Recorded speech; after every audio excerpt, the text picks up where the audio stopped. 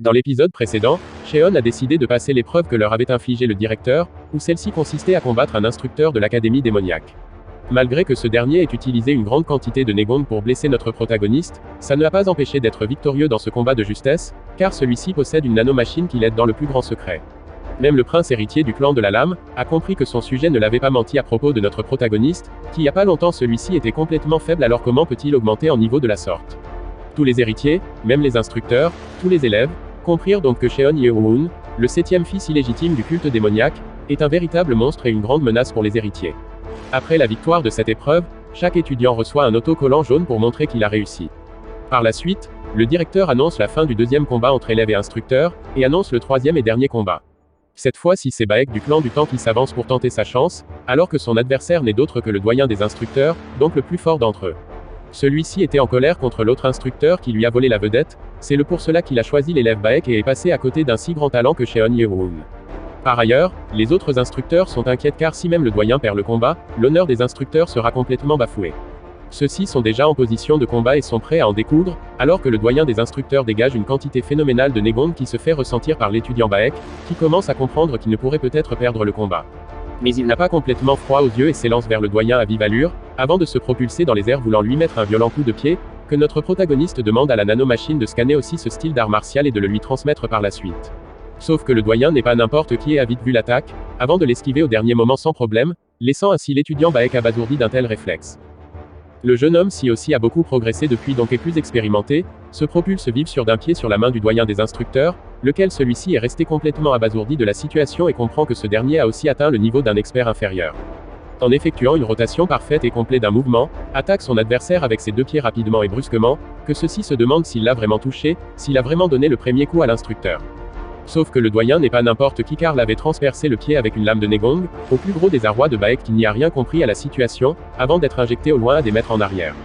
Ils comprirent trop tard qu'il aurait dû abandonner depuis bien longtemps ce combat avant même qu'elle ne commence, alors que le doyen lui fait comprendre que maintenant il ne pourra plus utiliser son pied droit. Mais celui-ci se relève difficilement à la grande surprise de tout le monde, s'élançant une fois de plus déterminé comme jamais et sans regret, que le doyen admire la détermination de cet étudiant qui refuse d'abandonner. Celui-ci revient à la charge en effectuant une autre rotation complète, que l'instructeur a cru voir la même technique, mais ceci était donc une feinte de la part de Baek qui se trouvait déjà au-dessous du doyen, qui comprend trop tard que ceci était une feinte et qu'il est tombé dans le panneau. Ce dernier s'apprête alors à lui donner un violent coup de pied en y mettant toute sa force, que le doyen des instructeurs s'était déjà déplacé à une vitesse incroyable laissant que sa silhouette derrière, au plus gros désarroi de Baek abasourdi. Celui-ci se trouvait déjà en bas de ce dernier lui faisant comprendre qu'il est plutôt compétent, avant de lui donner un très violent coup de pomme au ventre, l'injectant à des mètres en arrière plus loin à cause de l'onde de choc, s'écrasant violemment au sol avec une telle brutalité que tous les autres étudiants restaient abasourdis de la situation. Baek comprend qu'il a perdu à plate couture et que si le doyen avait été un peu plus sérieux, au lieu d'utiliser ses mains pour le frapper, il aurait utilisé la lame de Negong. Notre protagoniste Sheon comprirent que s'il avait combattu un autre instructeur, il aurait eu une chance mais face au doyen c'était plutôt prévisible. Le doyen félicite son adversaire pour sa bravoure et les exhorte à être plus fluide dans ses attaques et s'entraîner davantage. Il le remercia pour ses conseils et promit qu'il ferait des progrès, puis s'en alla dans les rangs en boitant et en saignant du pied. Sheon Yeohoon aperçoit le prénommé Baek au loin en train de souffrir, mais constate qu'il a des yeux rouges et son visage est pâle, même son cou est totalement rouge. Il demande alors à la nano de scanner ce dernier et de l'analyser, puis lui transmettre les informations après les explications de la troisième épreuve. Le directeur leur fait comprendre que ceux qui posséderont les plaques jaunes seront chefs d'équipe et que ceux qui ont réussi l'épreuve doivent prendre leur récompense. Certains étudiants viennent vers Sheon et veulent rejoindre son équipe à cause de sa performance, et chacun d'entre eux firent les présentations à son tour, montrant leur dévouement à Sheon. Mais notre protagoniste les fait comprendre qu'il ne cherche pas des simples camarades de l'épreuve mais des vrais frères de combat qui l'aideront à accéder au trône et après ça, il éliminera les injustés au sein des différents clans. Ceux-ci sont complètement abasourdis de ce qu'ils entendent et commencent à tressailler. D'après leur explication, ceux-ci voulaient seulement rejoindre son équipe pour passer la troisième épreuve et c'est tout, donc ne peuvent pas accepter de faire partir de son problème de la royauté et déclinent l'offre de ce dernier. De toute façon c'est biais comme ça pour Sheon, car au moins personne n'entrera dans le seul but de parvenir à ses fins.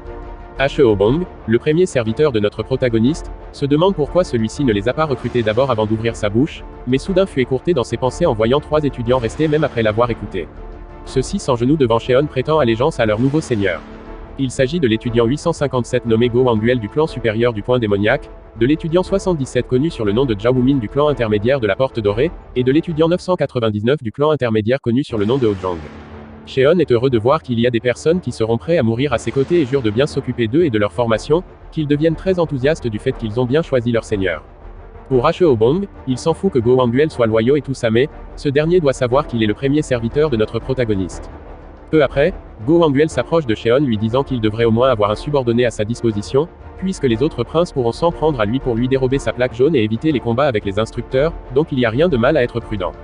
Mais notre héros était déjà au courant de cette possibilité, lui disant de ne point s'inquiéter à son sujet, il a beaucoup de cartes en réserve.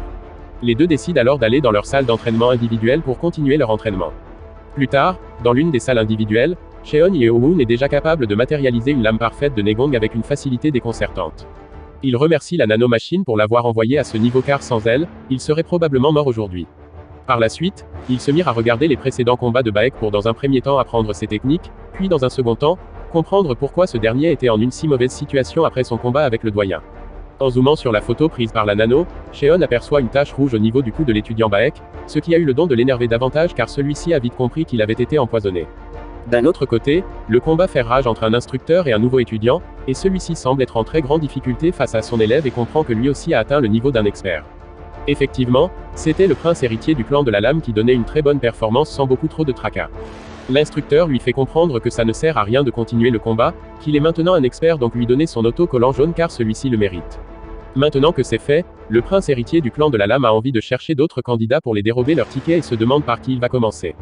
Par ailleurs au même moment dans la cantine de l'académie, Baek est tranquillement en train de manger pour mieux récupérer, quand soudain, le prince héritier du clan de l'épée vint faire son entrée disant à ce dernier qu'il a apprécié son combat avec le doyen. Mais d'un mouvement brusque pour montrer son mécontentement, l'étudiant Baek lui rétorqua qu'il n'approuve pas la visite de celui-ci qui vient l'importuner pendant son repas. Il n'a pas beaucoup de temps, c'est pour cela qu'il va aller droit au but, en réalité lui est ici pour pouvoir le recruter en tant que bras droit de son équipe qu'il est en train de former. Mais celui-ci ne semble même pas faire attention à ses dires et continue à manger de la plus bizarre des manières au plus gros désarroi de son interlocuteur. Même s'il est énervé à cause d'un tel comportement irrespectueux de la part de Baek, il ne peut sans doute pas perdre un si bon talent qui pourra l'aider dans l'avenir. Il lui fait comprendre en partant, qu'il repassera après quand ce dernier aura bien réfléchi, car lui a des grands projets et aimerait vraiment l'avoir dans troupe. Celui-ci n'a besoin de personne, ne veut obéir personne, tout ce qu'il importe est de devenir très fort, c'est là et sa seule motivation. Quelques minutes plus tard c'est au tour de Cheon Yeowoon de faire son apparition devant lui, s'excusant à l'avance de l'avoir dérangé en plein repas mais, ils doivent causer. L'étudiant Baek lui dit qu'il n'a besoin de personne et ne veut rien de la part de notre protagoniste, donc qu'il débarrasse le plancher. Mais ce dernier lui fait savoir que s'il ne discute pas tout de suite il pourrait mourir, alors que ses paroles avaient eu le don d'énerver celui-ci, disant à Cheon que ce ne sont pas des manières pour quelqu'un qui souhaite le recruter. Mais notre protagoniste est lui aussi abasourdi de ses dires, lui disant que ceci est un malentendu, la raison est qu'il est ici pour lui dire qu'il a été empoisonné et risque de mourir si on ne fait rien. Baek se demande pourquoi ce dernier semble vouloir l'aider, et à le voir il n'a pas l'air de mentir donc, il l'autorise à le côtoyer et l'en dire plus tout en s'excusant. Selon ses dires, il aurait dû savoir s'il avait été empoisonné durant le transfert, car a fait attention à l'héritier du clan du poison, manger en solo tout ce temps alors comment il peut en être sûr. Au même moment, le docteur de l'académie démoniaque passait par là pour aller déjeuner à son tour, quand notre protagoniste a fait appel à lui pour une urgence. Il lui demande d'examiner son interlocuteur Baek, et grâce à une technique et une herbe délicate, il demande à ce dernier d'aspirer cette odeur pour voir s'il avait bel et bien été empoisonné, et au moment où il l'a emballé, ils se mirent directement à tousser à son plus gros désarroi d'ailleurs. Le docteur lui fait donc comprendre qu'il a été empoisonné et risque même de mourir d'ici quelques mois, mais il ne comprend toujours pas comment ceci est arrivé car lui a l'impression d'être en forme. Le docteur lui dit que ce genre de poison peut être stocké dans de la nourriture et que s'il venait à être consommé, il reste dans l'estomac et les poumons et tue sa proie petit à petit. Après cette explication, le docteur lui pose la question à savoir s'il partageait son dortoir avec un utilisateur de poison, qu'il se rappela aussitôt de sa victoire le premier jour de l'académie démoniaque face à l'héritier du clan du poison. Celui-ci lui disait de profiter bien de son nouveau statut de chef car ceci ne durera pas très longtemps, parce que les griffes du poison prennent du temps à s'affiner. Rien qu'en pensant à cela, ça l'énerve davantage et jure de pouvoir le faire payer ses méfaits mais, la bonne nouvelle est qu'il a été signalé au bon moment donc, pourra être soigné efficacement. Cheon dit au docteur que ceci a probablement été manifesté à cause du coup que lui a porté le doyen lors de la troisième épreuve, et que s'il avait attendu encore longtemps, il serait probablement mort. Le docteur est complètement stupéfait de l'analyse de notre protagoniste et lui demande par la suite comment il savait tout cela, qu'il répondit que sa mère est morte du poison, et que lui aussi a été empoisonné à plusieurs reprises. L'étudiant Baek le remercie pour avoir sauvé d'avance et sera redevable un jour ou l'autre de ses méfaits, alors que le docteur avait déjà attendu l'histoire du 7e fils illégitime du culte démoniaque. Mais qu'il n'aille pas se méprendre, lui était seulement à la recherche de la source du poison et on dirait bien qu'il l'a trouvé. Baek a été stupéfait d'une telle aura meurtrière émanant de son sauveur, et comprend qu'il n'a pas le droit de chercher des noises à ce dernier sinon il pourra le regretter. Il voulait aller voir ce prince qui l'a empoisonné quand soudain, avec un air menaçant celui-ci lui demande de rester immédiatement sur les lieux s'il ne veut pas mourir, qu'il accepta immédiatement sur le champ. Sheon lui demande aussi de rester et de récupérer, car c'est à lui d'avoir une petite discussion avec le dit prince du clan du poison. Mais avant de partir, une voix familière l'interpella par télépathie, lui disant de se rendre dans la grande forêt noire, et il trouvera celui dont il cherche. Mais notre protagoniste a vite fait la liaison avec celle-ci et c'est à présent qui est son interlocuteur, le remercia d'un sourire narquois avant de s'en aller, au plus gros désarroi de Baek et du docteur qui se demandèrent à qui Sheon était en train de parler. Effectivement, c'était le prince du clan des enfers qui avait été blessé plus tôt lors de la deuxième épreuve, dans lequel celui-ci espère qu'ils s'entretueront. Plus loin dans les fins fonds de la forêt, une personne semble s'avancer très lentement mais sûrement comme d'habitude, et c'est le prince héritier du clan du poison qui commente à quel point il a progressé et a atteint le niveau d'un expert, et que s'il continue comme ça il pourra atteindre le 5e niveau du poison démoniaque et soumettra enfin cet idiot de Baek. Pour lui bientôt il le tuera avant même que le poison à l'intérieur de son corps ne fasse effet, mais derrière, une silhouette lui demande s'il est sûr de ce qu'il avance. En panique, il demande à ce dernier la cause de sa venue et espère que ce n'est pas un instructeur sinon, il pourra dire adieu à l'académie. Mais en regardant attentivement constate que c'est son frère, le 7e fils de leur père le Sheoma qui est venu à sa rencontre, l'appelant micro-poison, qu'ils comprirent que ce dernier était au courant du poison dans le corps de Baek.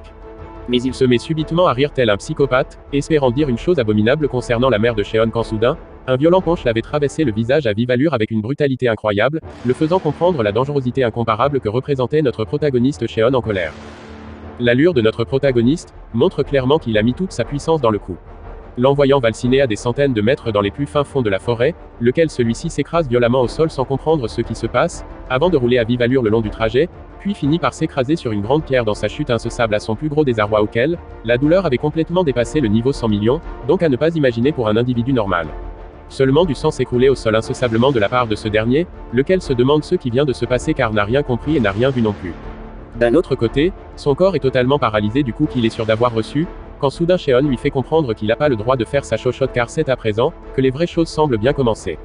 Mais celui-ci s'élance vers notre héros avec pour but de lui rendre le coup qu'il lui a porté, se mettant ensuite à rigoler aux éclats disant comment Sheon est tellement naïf et pathétique, mais au même moment, fut complètement abasourdi de sa situation. Ce dernier venait de bloquer l'offensive de celui-ci qui comprend trop tard qu'il fait face à un vrai monstre. Sheon brisa lentement sa main comme un simple jeu d'enfant, au plus grand chromatisme du prince du clan du poison qui n'a que sa bouche pour hurler à présent. Se sachant aux portes de la mort, d'une main, il décide de le tuer avec sa technique secrète, la pomme du poison ultime qu'il a réservée depuis qu'il apprend les arts du poison démoniaque de son clan. Celui-ci a la particularité de faire fondre n'importe quoi et n'importe qui, et que même un maître du clan ne saurait résister à ça. Il interpelle donc celui-ci lui disant qu'il gardait ça pour la fin mais, puisque sa vie était complètement en danger il n'a pas eu le choix, mais fut choqué de voir qu'il pouvait régénérer non seulement sa peau, mais aussi neutraliser le poison qui y va avec alors que la nano fait comprendre à notre protagoniste que la régénération est terminée à présent, et même le poison a été détruit. Il se met à tressailler de là tous les côtes, demandant à Sheon Yeohun son frère, s'il est un monstre ou un esprit car jusqu'à présent, personne ne pouvait supporter et même annihiler son poison. Ce qui a eu le don d'énerver davantage notre protagoniste qui ne semble même plus se contrôler. Lui disant qu'il ne fait que réfléchir depuis tout à l'heure s'il doit le tuer ou non mais, celui-ci a compris qu'il va y passer et essaie tant bien que mal de s'enfuir en rampant sauf que, un véritable coup violent du pied s'en est saisi du menton du dit héritier du clan du poison, lequel ce dernier fit injecter à des dizaines de mètres derrière, perdant ensuite la majorité de ses dents au passage à cause du coup. Sheon lui fait comprendre que ceci n'est d'autre que le croisillon début de sa souffrance, alors que celui-ci s'était déjà mis en genoux pour implorer le pardon de notre protagoniste, pour qu'il le laisse la vie pour cette fois seulement. Sheon s'approche et saisit sa tête lui demandant s'il souhaite vraiment être pardonné, alors que lui et son clan sont ceux qui ont tué sa mère et le faire vivre un véritable enfer sur terre, alors comment peut-il dire qu'il veut vivre?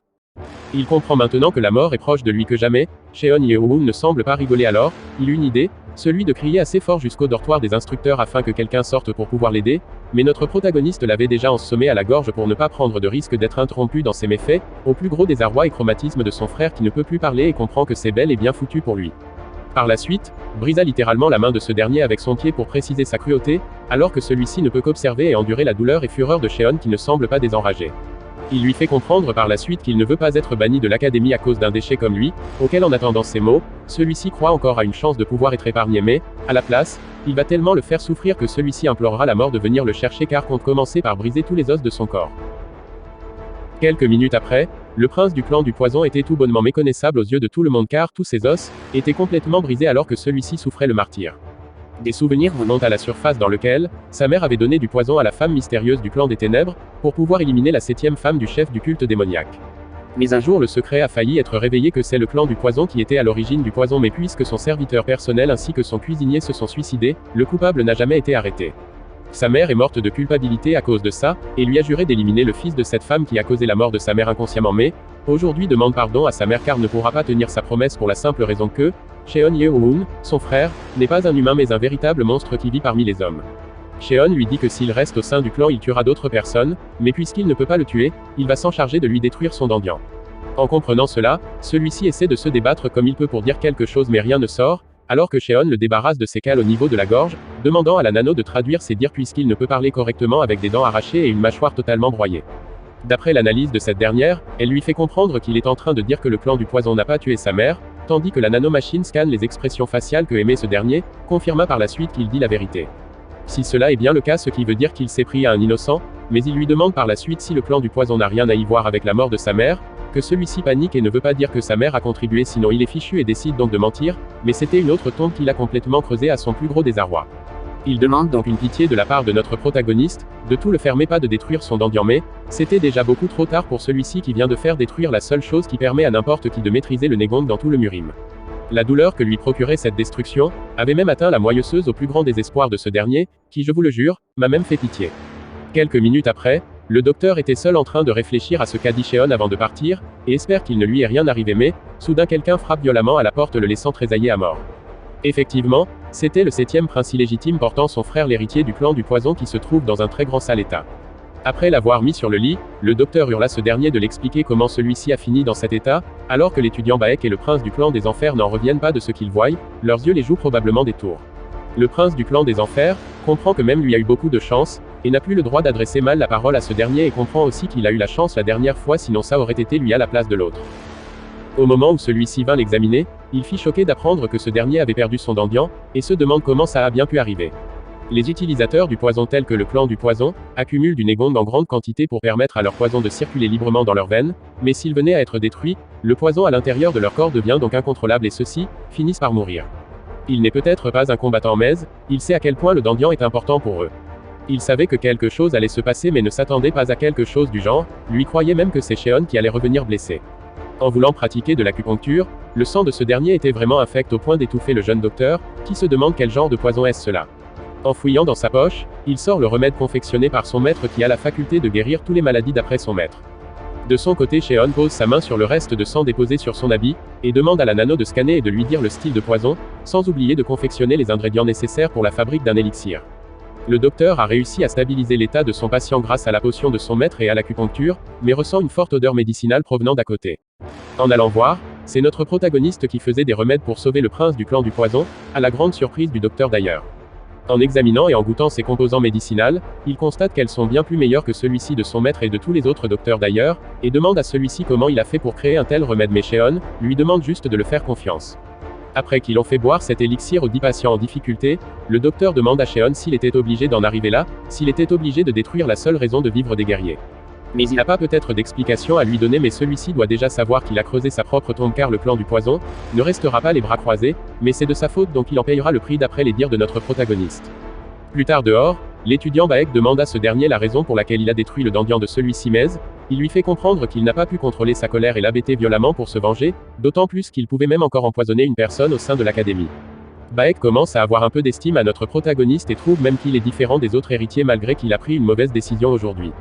Les alcooliques de ce dernier vinrent voir leur nouveau seigneur, car ceux-ci étaient très inquiets à son sujet et avaient peur qu'il ait été attaqué, alors que Baek lui est complètement jaloux car celui-ci a même une équipe qui se soucie réellement de lui alors que lui, même s'il rentre au dortoir, personne ne l'accueillera, donc remercia encore celui-ci et s'en alla dans ses appartements. Plus tard, Cheon leur a tout raconté l'histoire avec le prince du clan du poison, que ceux-ci n'arrivaient pas à comprendre car c'est bien la première fois qu'ils attendent une telle chose. Tous le firent comprendre qu'il a commis une très grande erreur, bien qu'il n'existe aucune règle qui l'interdit, mais quand même ça reste très grave. Le lendemain matin, ceux-ci sont là pour escorter notre protagoniste à l'intérieur de la salle du directeur, qui veut sans doute le réprimander de ses actes. À peine entré, l'aura dans la salle était vraiment pas au goût habituel de Cheon, tandis que le directeur lui demande de s'asseoir très rapidement car a beaucoup de choses à lui dire. Il lui fait comprendre que ce genre de choses n'est jamais arrivé dans ses oreilles depuis qu'il est directeur, et en tant qu'elle, il punit l'étudiant numéro 7, Cheon Yeo-hoon, à être dans la prison de méditation pendant 5 jours. Notre jeune protagoniste était complètement abasourdi de ces dires, et lui demande s'il n'est pas renvoyé de l'académie à cause de cet acte mais celui-ci lui dit non. On peut dire qu'il est soulagé de la situation car a encore une chance mais, le directeur lui fait comprendre qu'il ne doit souffler pour autant sinon, les 5 jours à l'intérieur de la prison ne sont pas très avantageux pour lui. C'est vrai, s'il reste 5 jours enfermé, Il n'aura qu'une seule journée pour avoir un badge, mais espère tout de même qu'un instructeur restera et en aura encore à sa sortie. En temps normal, le directeur lui aurait donné une seconde chance car s'il suivait le règlement de l'académie il aurait dû le garder pendant une durée de 7 jours. Mais assez pensé quand soudain le directeur laisse donc paraître son aura le plus sinistre qui soit au plus gros désarroi de notre protagoniste, qui n'arrive même pas à respirer correctement. Maintenant qu'il parle pas en tant que directeur, mais en tant que subé, donc celui-ci devra répondre vite sinon, il pourra y passer.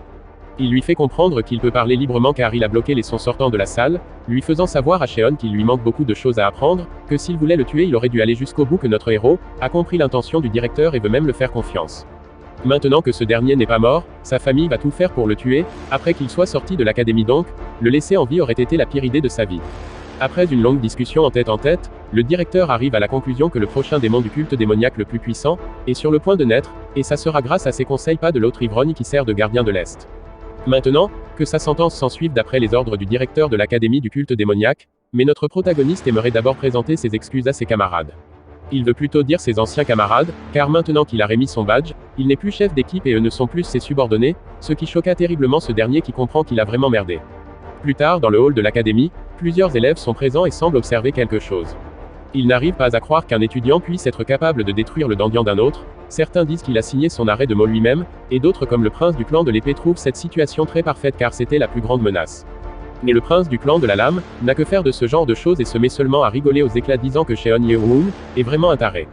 Quant au prince du clan des ténèbres, lui reste complètement indifférent à la situation. Comme prévu, celui-ci a bel et bien été emprisonné dans la grotte sombre de méditation, et ne pourra pas sortir après que 5 jours. Mais ce n'est pas comme s'il allait rester les bras croisés car ce dernier s'entraîne en effectuant des techniques de combat extraordinaires et parfaits grâce à la nanomachine. Et dès qu'il est fatigué, il prend du dan de dragon et augmente son égone considérablement à l'insu de tout le monde. Mais soudain, la grotte qui ne devait que s'ouvrir dans seulement 5 jours, venait à présent d'être ouverte, et une silhouette inconnue de notre protagoniste semblait faire son entrée au sein de cette grotte. Avec une seule main, il manifeste de la télékinésie emportant immédiatement son interlocuteur au passage qui comprend que le nouveau venu n'est pas le bienvenu. Celui-ci était très curieux de voir le prénommé Sheon Ye-hoon, le 7e fils illégitime du culte démoniaque, et veut absolument discuter un peu avec lui. En fait, au manoir du clan du poison se trouvant à l'ouest du culte démoniaque, le prince héritier de ce clan a été escorté de force à cause de son nouveau handicap. Voyant cela, les hauts membres du dit clan ne pouvaient contrôler leurs pulsions et décidèrent de faire une petite assise. Au moment de la dite réunion des membres du clan, ceux-ci disent à leur aîné d'attaquer ou de surdoyer les dirigeants ou alors les gardes de l'académie pour tuer le prénommé Sheon Ye-hoon. Mais cela est tout bonnement impossible car le directeur de l'académie n'est pas n'importe qui, et le Sheoma actuel leur inflige une pression incroyable, en faisant ça ils donneront le feu vert au Sheoma de leur attaquer. Mais celui-là refuse de se désenrager pour autant, et veut une justice appropriée pour cet enfant qui s'est cru tout permis, mais le chef du clan du poison leur fait comprendre qu'il ira à la rencontre de l'agresseur de leur fils. Donc celui qui se tient devant notre protagoniste est le chef du clan de poison et aussi l'un des aînés du culte démoniaque. Lui voulait voir le sale mioche qui a eu l'audace d'anéantir tous leurs espoirs d'être à la tête du culte, se présentant devant notre protagoniste en tant que son grand-père et chef du clan du poison. En attendant cela, notre protagoniste bouillonne de colère immense à l'intérieur, et commence à contracter tous ses muscles avec toute sa force à l'appui, au plus gros désarroi de l'aîné qui comprend que le Waigong de cet enfant dépasse complètement l'entendement. Mais il ne compte pas laisser un si mauvais caractère de manque de respect à son égard, donc compte bien lui donner une bonne leçon immédiatement, que Sheon se voit aspirer d'un coup vers son interlocuteur enragé, avant d'être saisi par le cou avec une pression incroyable au plus gros désavantage de notre protagoniste. En l'observant, il constate que ce dernier ne semble même pas avoir peur de lui, ou de la mort, bien au contraire il ressent de la haine, envers tout le clan du poison. Donc il lui assomma un violent coup avec sa canne réputée pour être indestructible, l'envoyant valsiner à des dizaines de mètres le long de la grotte, lequel celui-ci l'a vraiment senti passer et cracha du sang. Mais ça ne fait que commencer car ce dernier utilise encore de la télékinésie pour le ramener à lui au dernier moment, croyant que maintenant celui-ci allait avoir peur de lui mais, au vu de son regard rien n'a changé si ce n'est que le fait qu'il ait boosté sa colère. Sheon lui dit qu'il n'a que ça à faire mais, il ne peut le tuer car si c'est le cas, le Sheoma y compris les membres du culte partiront en guerre contre lui, qu'ils comprirent que ce gamin non seulement est fort, mais aussi très fruité. S'il devient plus fort encore, il sera une menace pour leur clan, non, pour tous les clans principaux donc, avec encore sa télékinésie, ouvre la bouche de force de notre protagoniste. Il saisit une chose à l'intérieur de son bracelet très discrètement, le mettant dans la bouche de son interlocuteur de force lui disant par la télépathie que ceci n'est pas un poison mortel mais ça l'aidera à le rejoindre bientôt.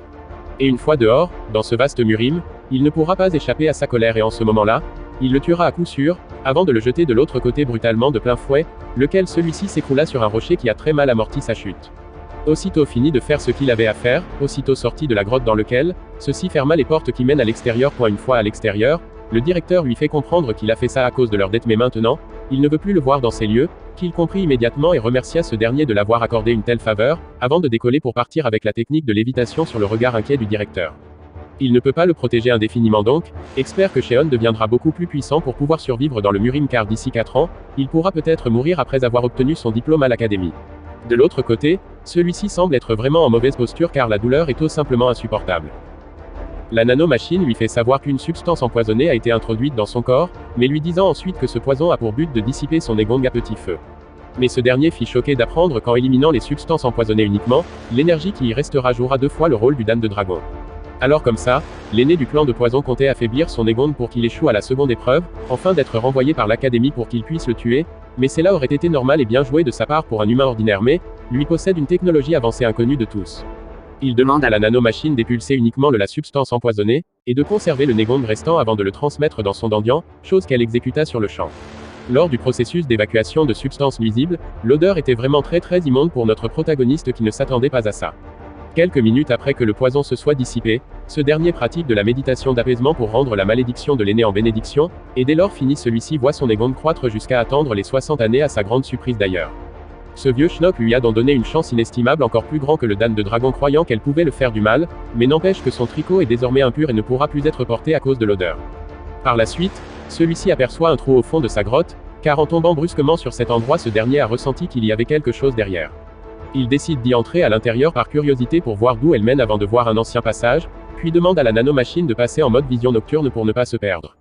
Peu après une longue marche à pied, aperçoit au loin de la lumière provenant d'une autre grotte décidant d'entrer, mais une fois à l'intérieur, fut choqué par ce qu'il voyait et se demande bien quel est cet endroit qui dégage de la lumière telle en surface.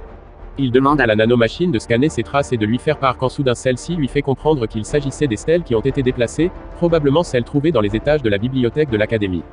Il fait ensuite une autre découverte sur le pilier de la pièce où était écrit « L'art d'épée secret du fondateur Sheoma », mais regarde encore plus haut avant d'apercevoir une lumière tellement intense presque équivalent à la lumière du soleil, et avait beaucoup de mal pour la regarder de face pendant un court instant mais, la nanomachine lui a permis de regarder sans problème en diminuant le contraste des lieux. Celui-ci demande à la nanomachine de scanner ses instructions se trouvant sur les sphères, avant de les matérialiser en réalité augmentée pour une très bonne analyse de la situation de sa part.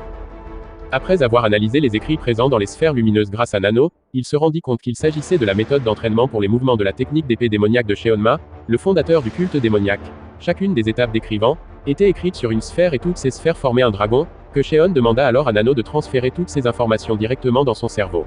Adaptant sa respiration tout en faisant circuler son énergie à travers les méridiens, comme décrite et sentit directement un puissant énergie affluer dans son corps.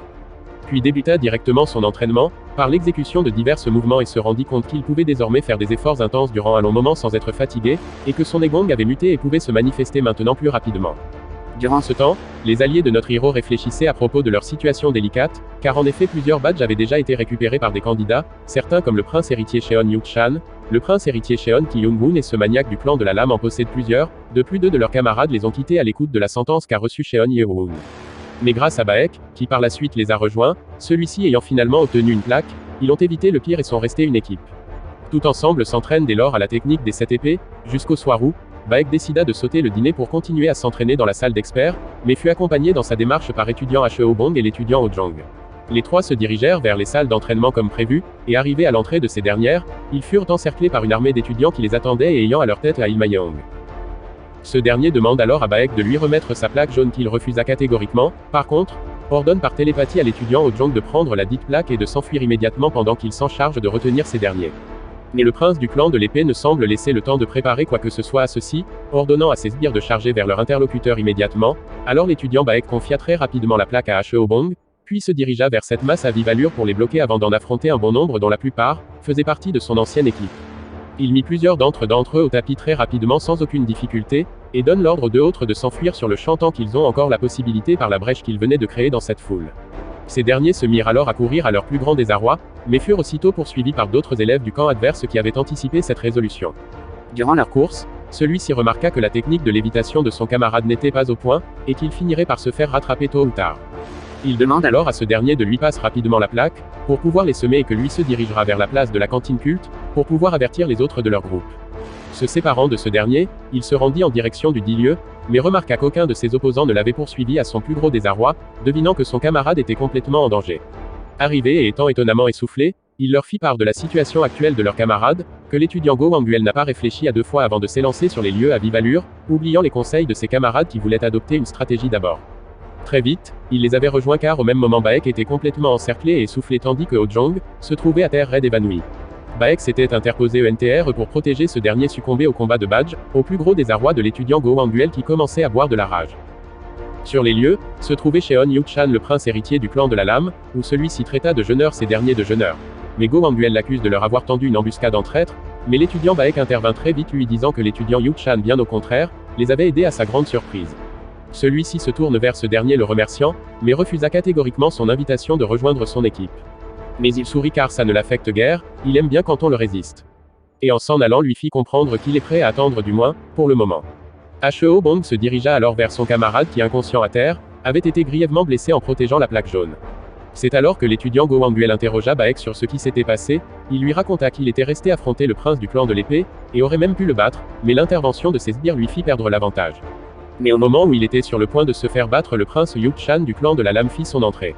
Celui-ci n'était guère fier de la présence de son frère, ordonnant à ceux-ci de l'attaquer tous ensemble mais, s'occupa d'un bon nombre d'entre eux avec une facilité déconcertante, s'approcha rapidement et menaça celui-ci avec tout le sourire, de s'en aller sur le champ. À l'écoute de cela, il resta clair pour eux que leur situation s'était détériorée mais, ils se motivèrent alors à recruter d'autres membres et de faire de tout leur possible pour récupérer des plaques en attendant le retour de leur chef. Le lendemain matin, les instructeurs chargés de s'occuper de la sanction se dirigèrent vers la grotte où ce dernier était enfermé depuis 5 jours, et lorsqu'ils ouvrirent la sortie, ils virent notre protagoniste assis concentré en position de méditation et qui semblait les attendre sa libération. Ils furent étonnés non seulement de le voir en forme malgré le fait d'avoir été enfermé dans un tel milieu, mais encore plus car il semblait avoir un regard encore plus vif qu'auparavant. Les instructeurs lui firent alors part de la situation apparemment délicate dans laquelle lui et son groupe sont à présent, et lui conseillent d'aller récupérer les plaques d'autres groupes qu'au vu de ses capacités, il en serait capable. Mais celui-ci ne les écoute même pas et demanda à aller affronter l'instructeur en chef, donc le doyen Ho Jin-chang en personne pour lui prendre sa plaque. Ce qui avait eu le don d'étonner encore plus les instructeurs présents autour de lui, car tous savaient qui était réellement le doyen des instructeurs. Celui-ci n'étant à la portée d'aucun élève, génie ou non, ils voulurent l'en dissuader mais notre héros ne se décourageait pas pour autant, car pensant avoir un chance et tous renoncèrent à l'en dissuader. Pendant ce temps, l'équipe de Cheon Yeo-hoon n'avait pas réussi à gagner d'autres membres pour lancer l'offensive et commençait à désespérer, c'est alors qu'ils virent notre protagoniste arriver au loin, mais ce dernier ne les prêta aucun regard et gravit les marches de l'escalier vers l'arène au pied du temple principal où l'attendait le doyen souriant. Ce dernier fut content de voir que non seulement un autre élève a eu le courage de l'affronter mais aussi, qu'il s'agissait de l'un des élèves qu'il voulait affronter depuis le début. Face à face, ils s'échangent vite fait des salutations, et s'entendent sur un combat à main nue. Dès lors, l'instructeur prit position de combat, la même utilisée face à Baek quelques jours plus tôt, dégageant une grande quantité d'énergie phénoménale qui figea immédiatement une grande partie du public présent, et invita notre héros à entamer les festivités qui à son tour remercia son adversaire pour le combat qui s'ensuivra. Un temps de silence s'installa entre les deux qui se regardaient désormais dans les yeux, puis notre protagoniste changea subitement de style de respiration, et en un clin d'œil s'était approché du doyen à la vitesse du son, portant son coup vers son adversaire mais ce dernier le vit venir et l'attaqua avec une épée de Negong sur sa main, mais fut contré par notre protagoniste qui en fit de même au dernier moment. Dès lors, ce fut un combat d'épéistes qui s'ensuivit coup pour coup, sans oublier un très grand festival d'attaques et de parades entre les deux individus, qui ne voulaient en aucun cas chacun céder la place à l'autre pour la victoire. Surpris par les aptitudes de son adversaire pour son jeune âge, le doyen des instructeurs augmenta le niveau en l'attaquant avec des combinaisons de la 4e formation des 7 épées démoniaques, mais notre héros répondit à cela en usant de la technique d'épée démoniaque de Cheonma de réflexe, qui de nouveau à la fois pour le public et son adversaire qui le prit de court. Malgré de nombreuses parades, celui-ci ne fut pas capable de parer le coup et finit par être touché par une formidable attaque de notre protagoniste, qui fit mettre une main à terre au doyen qui se rendit compte qu'avec de vraies épées il serait mort. Cela étonna tout le public qui se trouvait au 10 lieux du duel, mais Cheon savait que le combat était loin d'être terminé car son adversaire, avait mis toute son énergie interne dans sa défense et se relevait déjà qui malgré le fait de ne pas utiliser ses propres techniques, fut amusé d'avoir été acculé par cet enfant. Il expulsa tout le Negong que ce dernier lui avait administré en le portant son coup, et se mit à dégager une énergie dont la puissance ne faisait que croître au fur et à mesure en vue d'une prochaine attaque. Cheon recula alors se met en garde, et l'instructeur relâcha ses poings comme sur le coup du choc, arrêtant le combat et en offrant son badge jaune à celui-ci, en signe de sa victoire car le trouvant digne d'un chef d'équipe. À la vue de l'exploit que le 7e prince illégitime venait de réaliser, ses camarades éclatèrent tous de joie car désormais sauvés. Baek profita alors pour s'avancer devant celui-ci, posa un pied à terre, et le demanda d'accepter de le compter parmi ses camarades à compter d'aujourd'hui. Pendant ce temps, le doyen des instructeurs quant à lui, monte les marches du palais menant au toit où se trouve le directeur, lui disant que s'il ne l'avait pas ordonné de s'arrêter par télépathie plus tôt, il se serait donné à fond face à notre protagoniste Cheon. Ce dernier lui fait comprendre que cela était la meilleure réaction à avoir face à un élève capable d'utiliser la technique d'épée démoniaque du fondateur Sheonma, et se demandèrent tous les deux comment il aurait pu apprendre la technique alors que la stèle avait été endommagée par des coups d'épée. Au même moment, 2 autres élèves rejoignirent l'équipe de Cheon Yeo-hoon à sa grande surprise, mais constatent alors qu'il manque 3 personnes. Go lui raconte alors tout ce qui s'était passé à son absence, les 2 traîtres et Oh-jong hospitalisés. Cette fois Cheon garde son calme mais décide néanmoins de rendre la monnaie de la pièce à ce foutu étudiant nommé Ah Il-mayeong. Plus tôt dans le hall des autres étudiants de l'académie, 2 individus semblent causer d'un plan raté à cause de l'intervention de Go Wang-guel. Celui-ci lui dit qu'il a rempli sa part de marché alors il mérite ses badges, mais le prince héritier du clan de l'âme sort les 2 badges promis de son kimono, lui disant qu'il ne les mérite pas encore car le plan était de pousser l'étudiant Baek au désespoir afin qu'il rejoigne son équipe. Il lui demande d'aller encore pousser ce dernier jusqu'à ses retranchements pour l'obtenir, et c'est seulement là qu'il pourra prendre ses 10 badges jeunes et passer l'épreuve, au plus gros désarroi de son interlocuteur qui comprend qu'O est toujours manipulé. Ce dernier appelle l'étudiant Yeonpa à sa grande surprise d'ailleurs, pour afin lui donner sa seconde chance et être son bras droit par la suite s'il réussit cette tâche. Il leur donne d'aller avec certains membres de leur groupe, et aussi ceux de l'équipe de son interlocuteur pour coincer et attaquer les membres de l'équipe de Cheon, qu'il exécuta sur le champ lui disant qu'il va tout faire pour satisfaire ses attentes. Plus tard, celui-ci fait la rencontre du groupe de l'étudiant Il-myong pour le faire part de son plan, où celui-ci se présente comme l'étudiant 200 nommé Yeonpa et souhaite lui dire quelque chose. Il lui dit de l'aider à écraser l'équipe de Cheon Yeo-hoon, car celui-ci est au courant que ce dernier a une dent contre notre protagoniste. Il lui demande quand est-ce que ceux-ci comptent l'attaquer, qui lui répondit immédiatement sur le champ, que celui-ci aborde un sourire les plus narquois qui puissent exister dans le malifisme. De l'autre au même moment, Cheon était en train de discuter avec son équipe sur la stratégie à adopter, quand soudain une multitude d'étudiants firent les entrées avec à leur tête le chef de l'équipe 6 nommé Il-myong, et le sous-frif de Yu-chan, à leur plus très grande surprise d'ailleurs. Celui-ci hurla à notre protagoniste que ça fait longtemps qu'il a envie de lui faire souffrir de la même manière que lui a souffert, alors que Cheon s'élève lui disant qu'il comptait aller le chercher mais n'aurait jamais cru que celui-ci viendrait à lui de son plein gré. Mais qu'est-ce qu'il raconte à la fin d'après Il-myong, il est encerclé de partout mais ose parler comme s'il était le maître des lieux, mais c'est à notre protagoniste de dire ce genre de choses car soudain, l'équipe qui accompagnait ceux-ci retournèrent leur veste, hurlant à ces derniers de poser les armes s'ils souhaitent vraiment rester idem, au plus gros désarroi et chromatisme plus trahison de ceux-ci autrefois prétentieux. Ils se demandent tant bien que mal ce qui se passe en ce moment, alors que notre protagoniste leur demande qui d'entre lui et eux, sont des abrutis maintenant. En fait un peu plus tôt, l'équipe de celui-ci était tranquillement en train de discuter de leur situation après avoir été manipulée par le prince Yu-chan, quand soudain l'équipe de Cheon Yeo-hoon venait pour se venger de l'attaque commanditée par ce dernier. Ils voulaient proposer une résistance aux nouvelles venues disant qu'ils se battront jusqu'au bout. Mais en un seul déplacement, notre héros se tenait déjà devant lui à la vitesse de la lumière. Avant de l'assommer un violent et brusque coup de poing à la surprise de celui-ci. Lequel l'avait envoyé à plusieurs dizaines de mètres en arrière, au plus gros désarroi de ceux-ci qui ne comprennent rien à une telle violence de la part de notre protagoniste, s'écrasant sur le sol devant les regards de ses camarades qui en avaient une confiance absolue à leur chef d'équipe, où celui-ci est tombé raide évanoui sur le coup brusque qu'il venait de recevoir, au plus gros désarroi de Cheon qui se dit être allé un peu trop fort à son goût.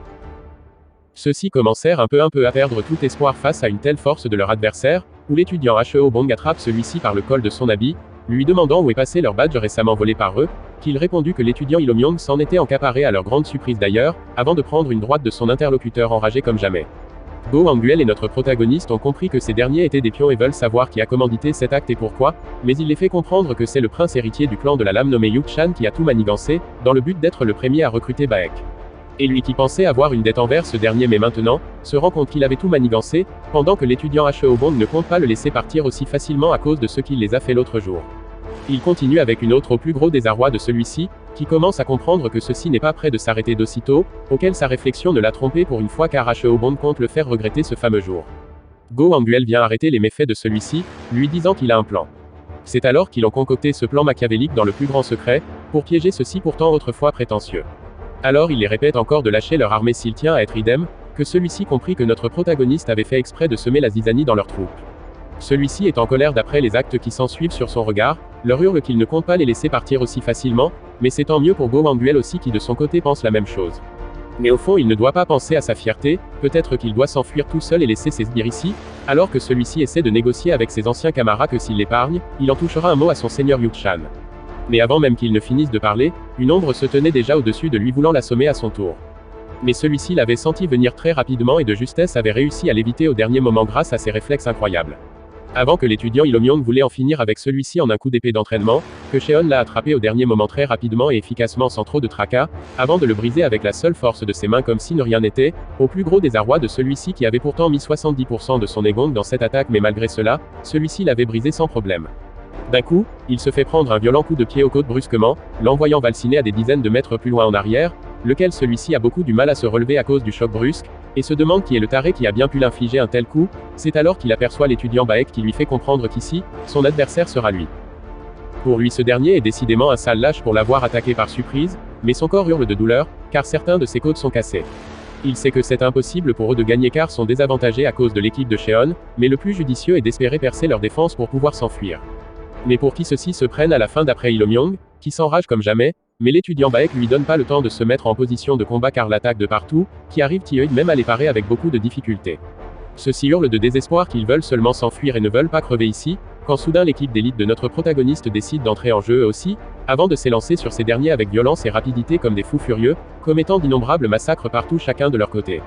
Même l'étudiant Ilomyong ne comprend pas son impuissance devant la fureur des jambes de Baek, que celui-ci voyant la tournure des choses, une idée de génie, celui de se prosterner devant son adversaire montrant son signe d'abandon à la résistance, car en faisant cela n'importe qui n'osera toucher une personne qui se rend de son plein gré.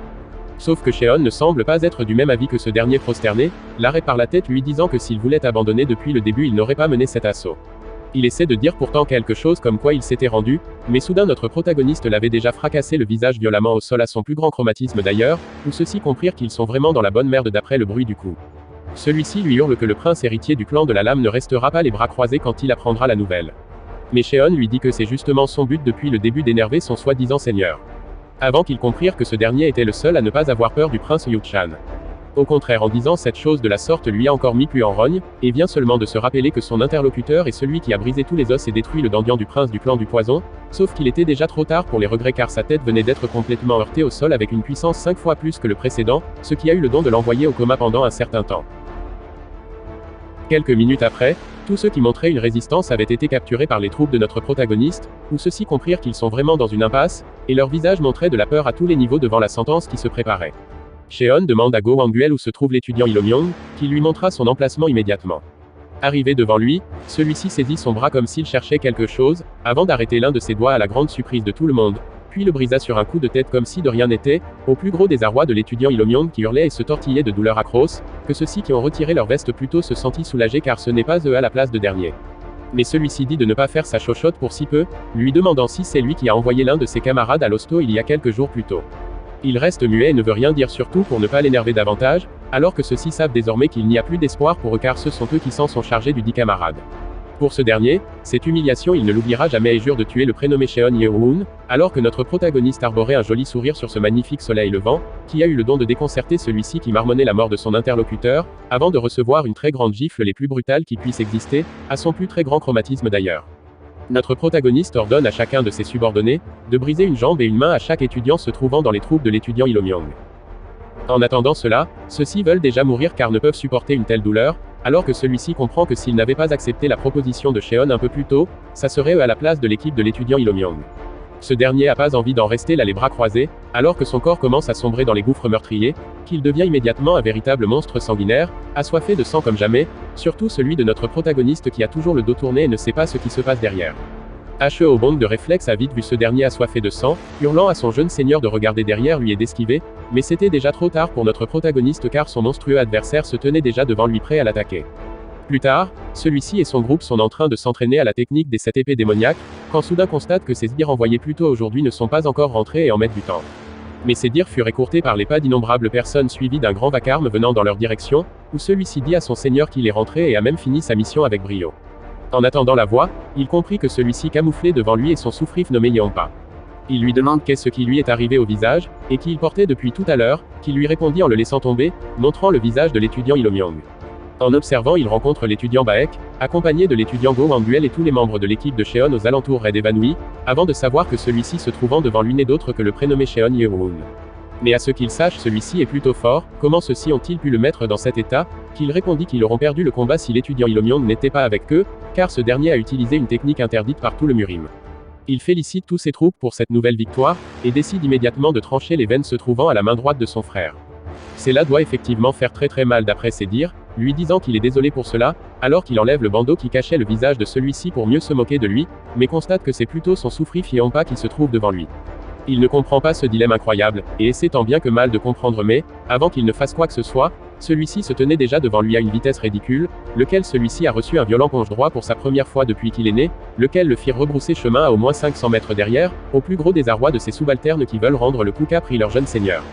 Mais Go Wanguel s'était déjà remis de sa comédie le bêtant violemment, qui fit reculer ce dernier à des dizaines de mètres plus loin lui aussi.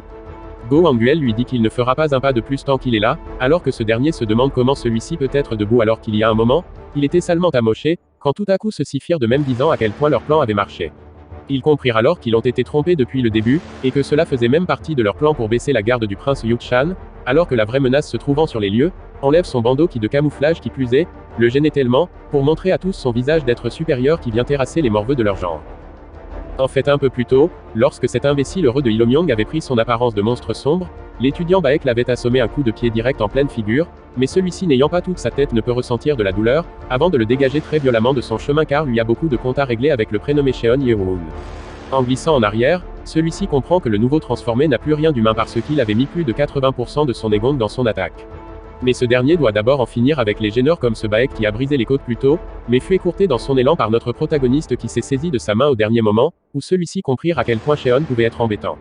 Soudain, tout le monde est à l'envers à leur plus grand désarroi d'ailleurs.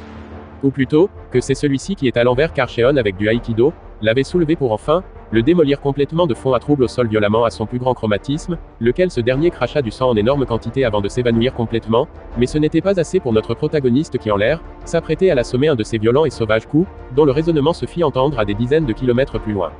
Et pour ceux qui étaient de l'équipe du dimonstre Ilomyong, tous hurlaient et souffraient le martyre à cause de chaque membre de leur cassé par ordre de Cheon Yeoon.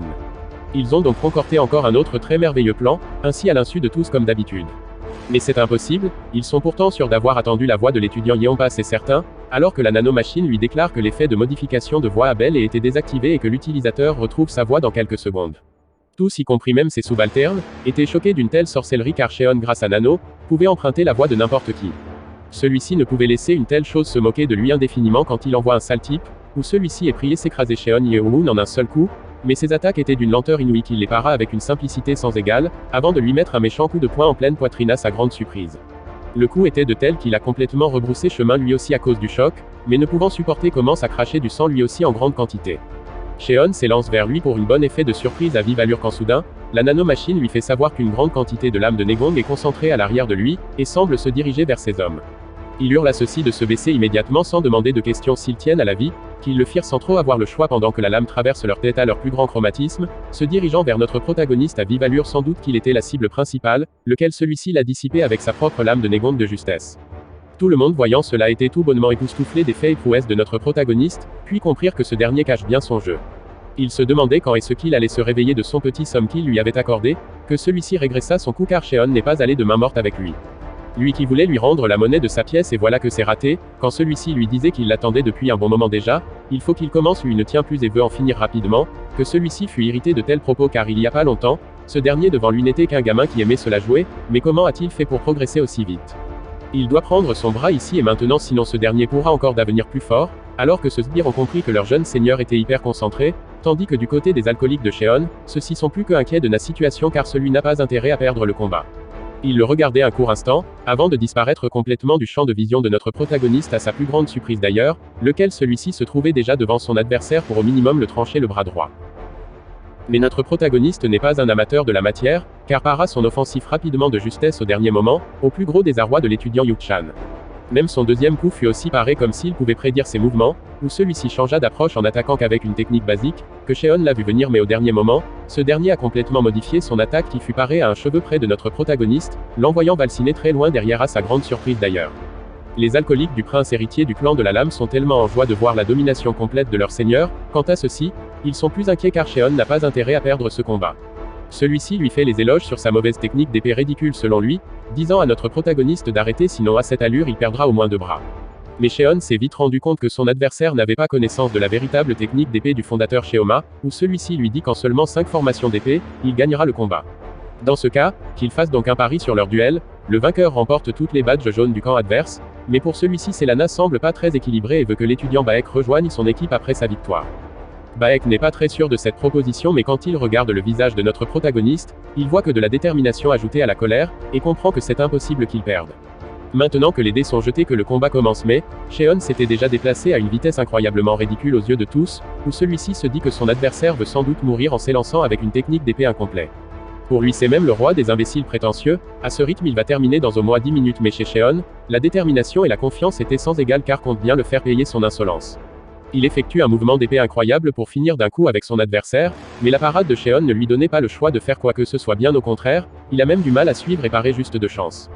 Sheon, concentré comme jamais, avait activé la nano de prédire les mouvements de son interlocuteur, puis celui-ci s'apprête à vouloir l'assommer un coup critique avec son Negong, qu'il esquiva avant qu'il l'atteigne au dernier moment de justesse, puis s'éloigne à quelques mètres plus loin pour respirer un peu préparant sa nouvelle attaque, sauf qu'il n'y a pas de répit avec celui-ci qui était déjà revenu à la charge, comptant l'écraser comme l'insecte qu'il est.